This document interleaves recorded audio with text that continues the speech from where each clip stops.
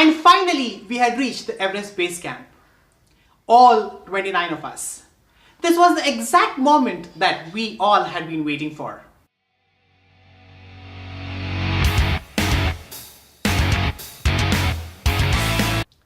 Hi, I'm Amit Chilka. I'm a 10x success coach. I catalyze peak performance for individuals and organizations.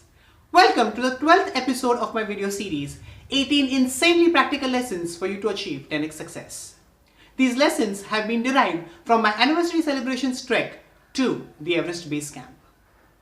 On the 11th day of the trek today, it was a grueling 12-hour walk from Lobuche to Gorakshep, then to base camp, and then back to Gorakshep. It was pitch dark when we woke up at 4 a.m. We had decided to start at 5 a.m. so that we are able to make it to the base camp and back. It was chilly outside, but the snowy rug was inviting. As we set afoot, somebody happened to shout out, "Happy anniversary, guys!" and it echoed for 27 more times. Today was a long walk, but the snowy rug that we were walking on did not fail to amuse us. So despite the distance, we kept walking, enjoying the beautiful views all around. By about 10 a.m., we reached Gorakshep, where we halted for lunch, grabbed a quick bite, and then set afoot again. The last leg of the journey was again on the snow. But the sun had been up already. And now the snow had started to melt. So we had to be extremely careful when we were walking. We were tired and dragging ourselves.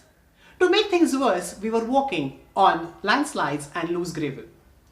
To add to the drama, we heard a sudden roar. It was an avalanche. It was a 3 hours walk in these staging environs before we reached our final destination. Anu and I hugged each other. Standing at the foothills of the world's tallest mountain, our hearts were swollen with pride. How many really think of celebrating their anniversary at the Everest base camp?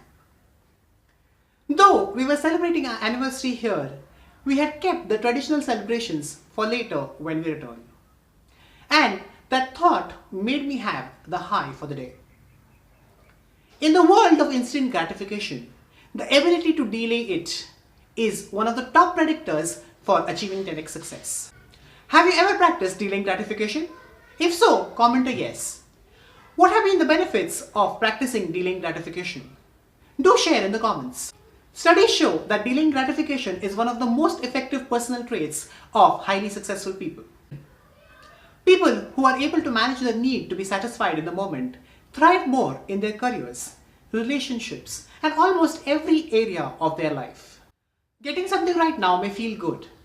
However, when you make a conscious effort to control your impulses and delay gratification, later you will be rewarded bigger and better. Over a period of time, when you practice delayed gratification, it will teach you the art of better self-control.